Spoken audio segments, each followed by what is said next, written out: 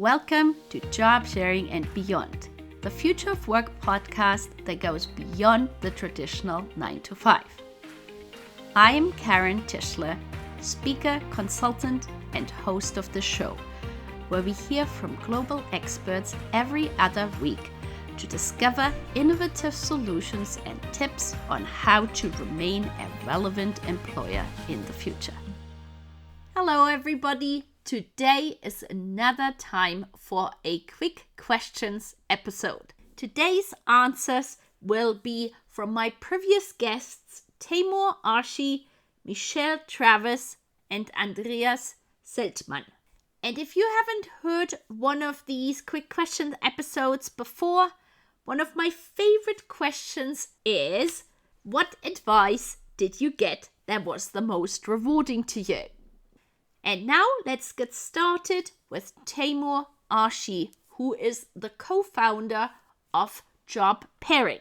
As I forgot to ask Taymoor about these quick questions in our episode recording, Taymoor was very kind to submit his answers via email. So I will be reading now both the questions as well as his answers. Let's get started. What is your favorite color, Taymoor, and why? He says blue. I have always liked the blue sky. It is peaceful. It is mysterious. The next question. Who do you admire the most? There are several people that I admire, but the latest one is the Prime Minister Ardern of New Zealand. I found her to be a compassionate, inclusive, and smart leader. I wish we had more female heads of states and more leaders like her. What is one of the things you would put on your bucket list?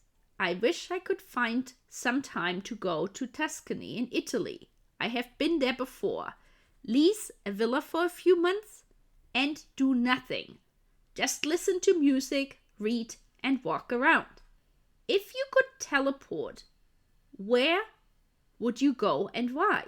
Taymoor says, I don't mind traveling in the future, perhaps 100 years, and see how things are, how humans have evolved, how societies have matured, and how far technology has gone. What is your favorite book? Tom Peters' In Search of Excellence. Listening to him at a company event many years ago and then reading his book significantly influenced my management and leadership views, and I still carry it forward. What is the song you hear most often? Definitely Je suis malade and Adagio by my favorite Canadian singer, Laura Fabian. I will definitely have to listen to that. And the last I asked Taymoor, what advice did you get that's the most rewarding? When you are asked a yes or no question, always start your answer with a yes or no and then explain why. Thank you so much for answering the questions, Taymoor. Next is Michelle Tarvis.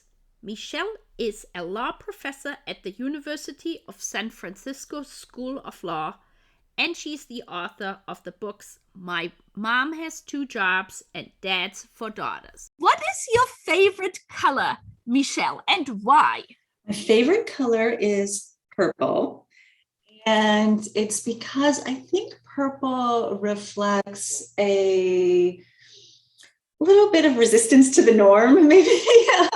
It's joyful, it's inviting, and I feel like it's something that can bring people together. Purple has been my favorite color for probably the last 25, 30 years. I've never thought about why, but yes. I just really like it. Yeah. So now, who do you admire the most?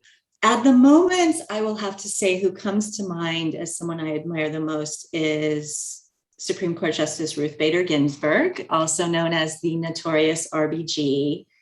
in part, we just celebrated her. Celebrate is not the right word. We just mourned the year mark from her passing. And for me, Ruth Bader Ginsburg is someone who was always committed to gender equity, understood its connection to work-family integration from a very early time. And what I love most about her work is that she always advocated for what she believed in, but she always did it in a way, and this is her phrasing, in a way that brought others along with her. Right? So she always said, advocate for what you believe in, but do it in a way that brings people with you. And to me, that has just been a guiding principle. I love that phrase. I really do. And now, what is one of the things you would put on your bucket list? Travel the world. We learn so much by immersing ourselves in other cultures and meeting people who have different perspectives and different backgrounds. So my bucket list would be filled, a very large bucket, with world travel. And so along the same lines, if you could teleport, now that could be location-wise or time-wise, where would you go and why? I think that I would teleport only briefly, but into the future to be able to see what the work of gender equity advocates has achieved in the future, so that I could actually see what I believe we will achieve, which is a gender equitable world. I would like to see that for a moment, a glimpse of what that would be.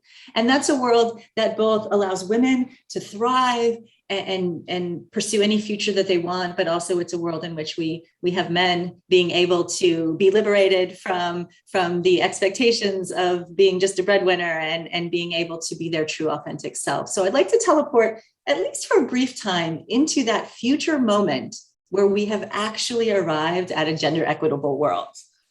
That sounds awesome. Yes. So probably a long way in the future. Yeah, unfortunately, yeah. At least what the current numbers tell us, yes. Yes. So now, what is your favorite book? My favorite book is called Quiet: The Power of Introverts in a World That Can't Stop Talking. The book is by Susan Cain.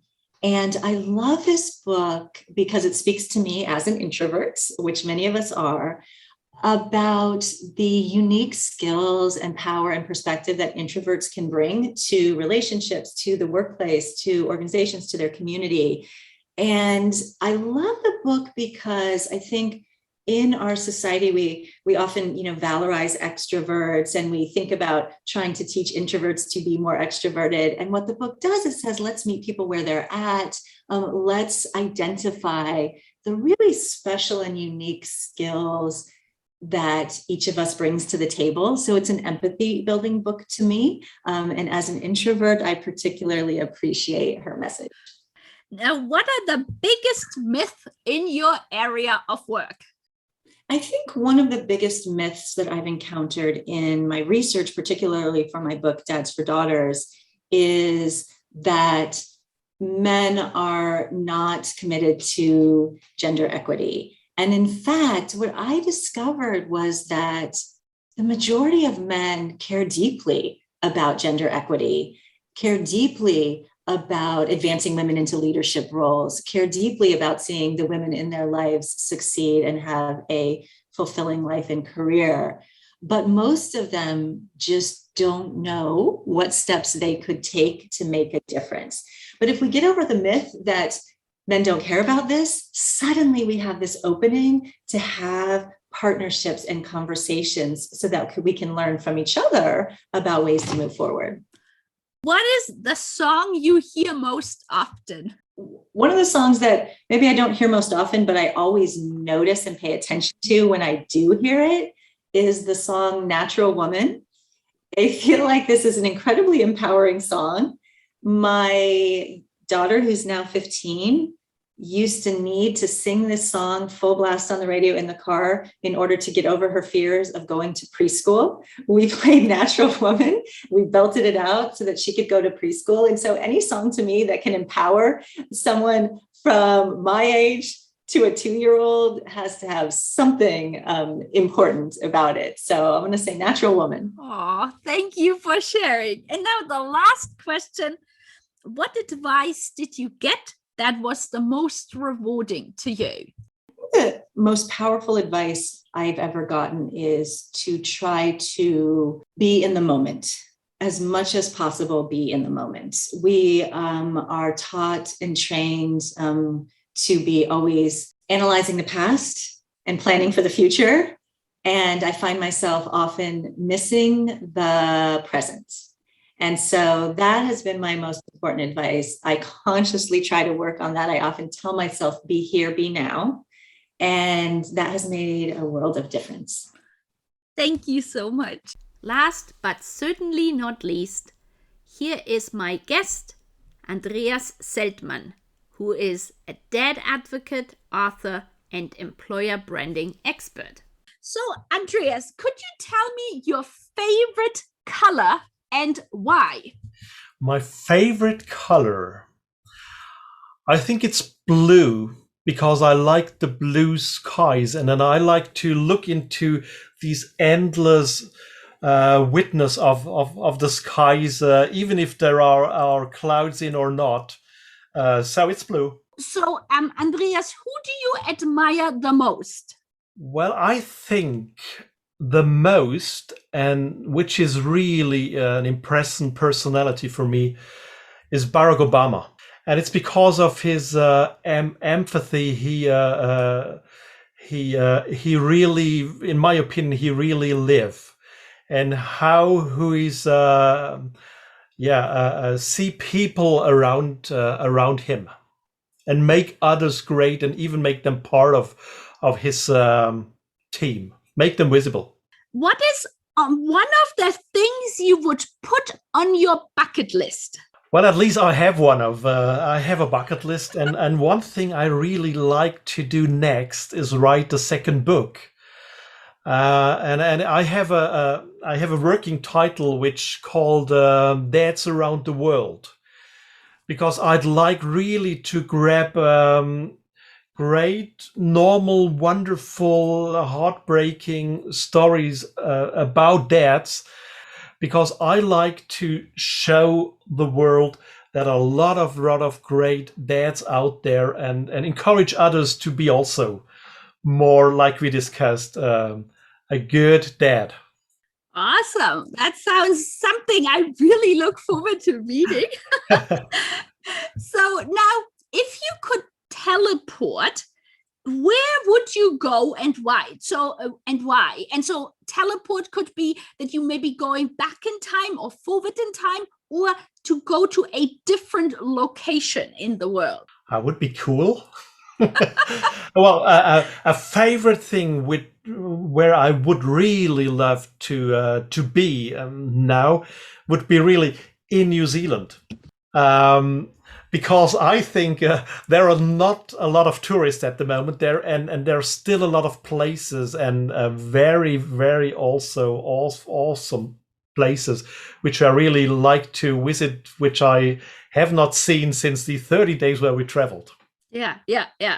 Now, what is your favorite book? My favorite book, I would lie when I would not say it's my own book.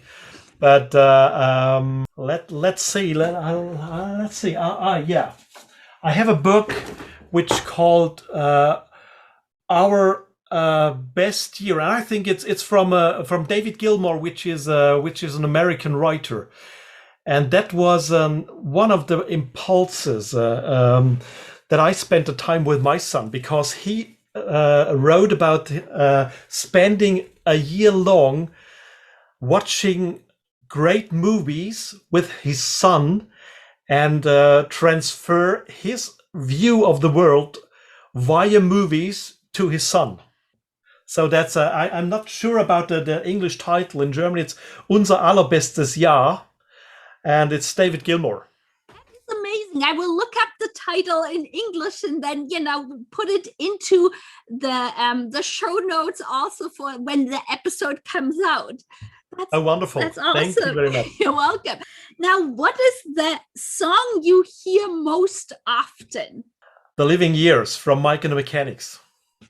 Okay, I'm not sure if I know that song. I have to check it out. And so now the last question, What advice did you get that was the most rewarding to you? It was from also from a father, which I met on my very first trip in New Zealand. And he was divorced from his family. And but he was really happy, of course. But the advice he gave me was make the most of the time make the most out of the time given to you. And that was a thing I really thought, yeah, we are here just for a few days, for some years. And yes, make the best out of it. That is such a perfect ending. Thank you so much, Andreas. You're welcome, Karin. Very welcome.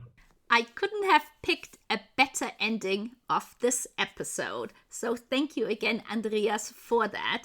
And at the same time, this episode is also the concluding episode for season 2 of Job Sharing and Beyond. And so what will happen next? Season 3 will be starting in January of next year. And I'm really excited to be welcoming new guests on my show. But that's not all. Starting next week, I am going to have a special series based on the Canada Career Month.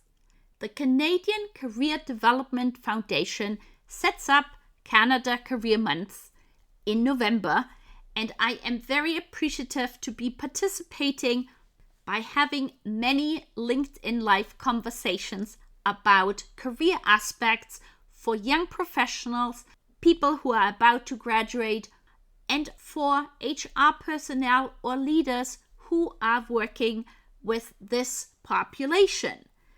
I will be putting together a trailer with more details this week. And my LinkedIn Live conversations, I will download the audio cast so that over the months of November and December, you will be able to enjoy these conversations as a podcast episode. Before I go, I would really like to say thank you again to all my wonderful guests here on the Job Sharing and Beyond podcast, and to all the listeners all over the world. We have now listeners from 48 countries, so I'm super appreciative that more and more people learn aspects about flexible work and much more. So thank you again. Thank you so much for listening to the show. We hope you gained valuable insights and new ideas. To keep listening to future episodes, please head over to iTunes or your favorite player and subscribe and give it a rating. We would very much appreciate a review and for you to share it on social media, so more people can start innovating in how they offer employment. Until the next time, goodbye!